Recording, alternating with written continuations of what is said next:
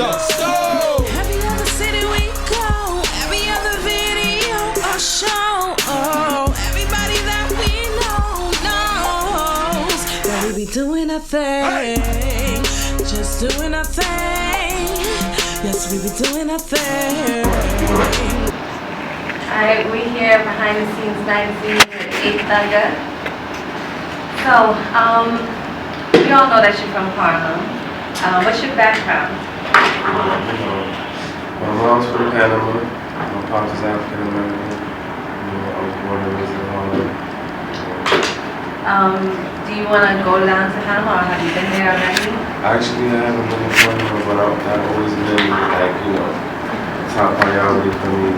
I just want to be able to take a nice trip like for a month. I actually got the flag on my arm and everything tatted on. So it's definitely, not thinking about that, not thinking about that. So you've been in Harlem like all your life. So do you think that Harlem in 5 years, like, do you see the trends? Do you see anything, different?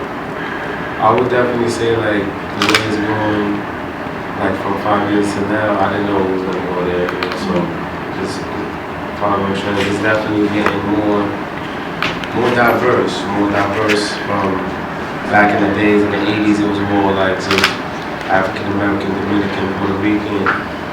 Now you got Caucasians, Asians. You got different types of things going on as far as establishments, and I think that's good. That's good for the neighborhood. So on 125th, you grind hard. What exactly are you doing on 125th? Basically, I'm a vendor. I'm actually merchandising. What you see that has a clothing line, Megastar brand. That's just, it's a whole feeling. Like a lot of people, when it comes to branding, like when you think of their company, it's like, what are you thinking about? That's why you can't really remember them. That's why the biggest companies like Nike, Macintosh, different companies like that, it's like when you think of Megastar, it gives you a feeling, It's like you gotta own that feeling, Some people who's falling short don't know what it is because they're not in tune with that zone, that you gotta join in, just that practice. When you're practicing and just writing and writing so many lyrics, it's like you're opening up a portal. It's just like, how can somebody that did this once or twice even bear that concept? They wouldn't even, that whole telepathy wouldn't even exist in it. They wouldn't know how that feels, you know what I mean? It's just like a person who, a lot of people, they think they're in love, but come to find out they could be like double my age and never really even fulfill a sincere love.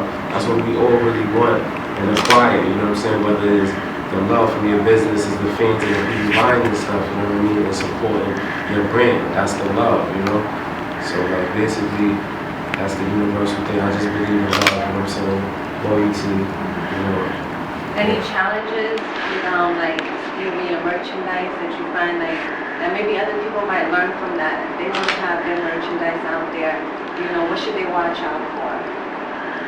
Well, as far as like, with anything, I would say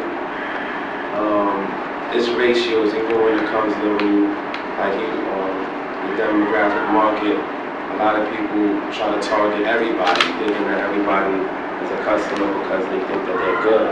But in all actuality, even bigger companies, McDonald's, started off in a certain area.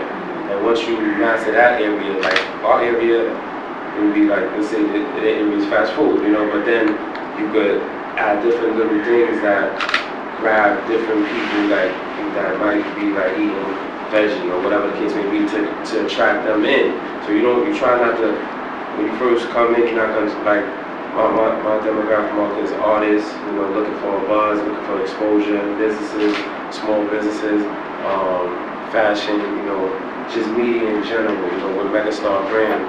And then with the clothing line, like I said, like it's self-explanatory. So everybody that I came across, Blackrollingstones, they love that brand. They love the way it sounds. Like no matter what race they was, white, black, Spanish, Asian, they all thought it was cool. You know what I mean? So I tapped into something that was not only original, but basically, it's like almost like appealing to a lot of masses, but still within your market, you gotta know who it is. And also like I said with the ratio, as far as like, let's say I'm talking to 20 people that's coming up to my table. You know, when you first start off, you could get a little mad and a little angry and stuff like that. You know, thinking like people don't like your stuff, or like, you know, people, you know, whatever the case may be. Everybody has their own reasons. They broke, they don't got it, they this, whatever the case may be. They don't know you, whatever the case. Some people, they get your card, they check it out, and they do come back. So to see like, so it's like, it's a process. Like they say with marketing, you gotta have contact with the people. That's why I create a rapport with them, get their emails, send them my videos. They never heard of me, but once I send them the stuff, now they know what it is. So when they come through, they're gonna cop that album, you feel me? So it's like, you know, a lot of people don't want to buy something that they never heard of, you know what I mean? With technology, with mobile phones, that's the biggest thing right now. An artist, I can send you my video straight to your phone and you can watch it. So, like, with that going on, you know, it's just about, you know, staying in people's face, you know what I'm saying? Like, guerrilla marketing, that's what I do, you know? Right. So you have a lot to guerrilla market. You know, tell us everything that you do. Yeah, basically, like, just finding the time, like Bam stated before, time management is the biggest thing. Like, you know, just with the clothing line, just, you know, knowing when to invest and keep knowing when to come up with something new. You know what I'm saying? Just so, cause like people that are really watching you, don't forget. Just because it's like almost like you got the clients that's already watching everything that you do. Every time you post a pic, they know. You know, so then you have people that you can recycle that are new people that are just getting to know. So you have to like sort of keep it almost like a medium where it's like keeping both of these people entertained, because you don't want to move too far for the people who's just doing, and then you don't want to keep the people that's there bored with the content of, you know, trying to show the new people. So it's like, you know, it's a balance of, even with the marketing within what are you posting, what is the content. You see some people, they keep posting the same thing, like trying to get a response. You know, like obviously if, you know, if it's not going to respond, then like maybe, you know, it's the time that, everything, like when you posting, different things like that. I'm just learning so much about just the marketing aspect. That's why I'm actually opening up consulting, Megastar consulting for artists that's coming in that really doesn't have an idea about, you know, budgeting and stuff, when it's about there getting shows, you know, interviews, with all the connections that I have, you know, especially for artists that you don't have to be have a Megastar budget, but as long as you're willing to invest, you know what I'm saying, we work with you. That's my motto, you know what I mean? Because I know how it is coming up, you know what I mean? You got bills to pay, you got your cell phone, you got this, you got that, and then you're thinking about it, damn, I need to get a video. So you got to prioritize, and that's how a lot of artists get, you know, some artists that do have a budget that is not as good ends up getting seen because they got the, you know, financial, which is natural, but at the same time, like I try to balance it out. That's why my prices is affordable, you know what I mean? That's what I feel like I'm bringing to the market, actually, you know what I mean? So where did Megastar, like the brand, like how did you come up with that? And Blackrollingstones is real catchy. Where did you first like think about those names and those brands to put out there?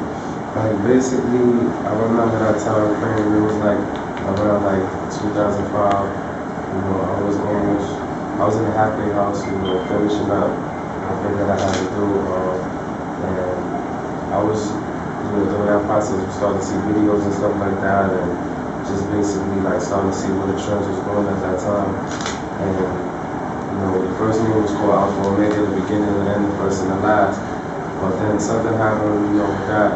So then I was like, actually, it was like almost like I was mad because of a situation that occurred with someone that I was working with.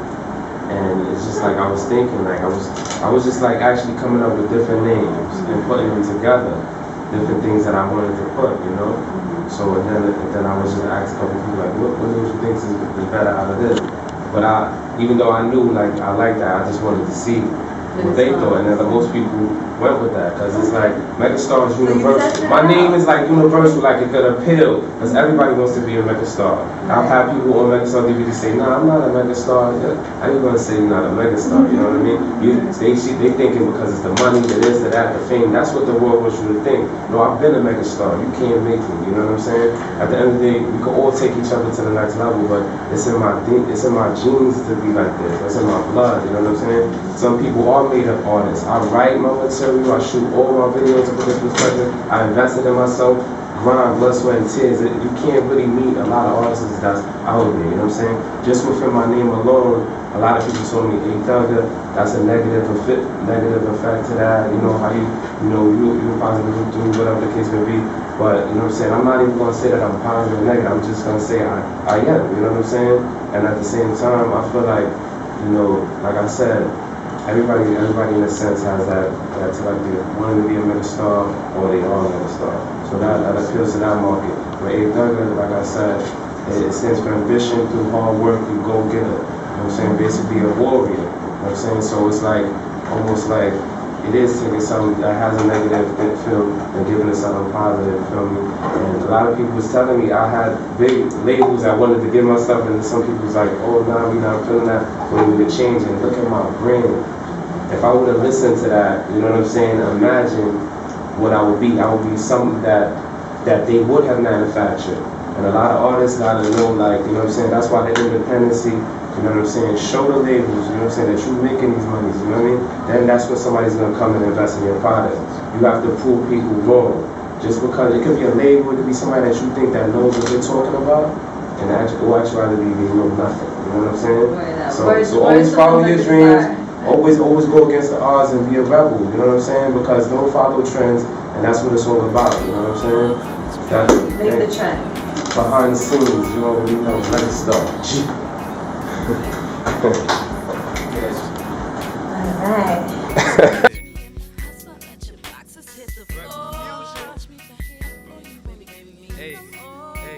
I said fresh out the best out, looking like a phenomenon. Last lovers, they be like, oh yeah, far gone.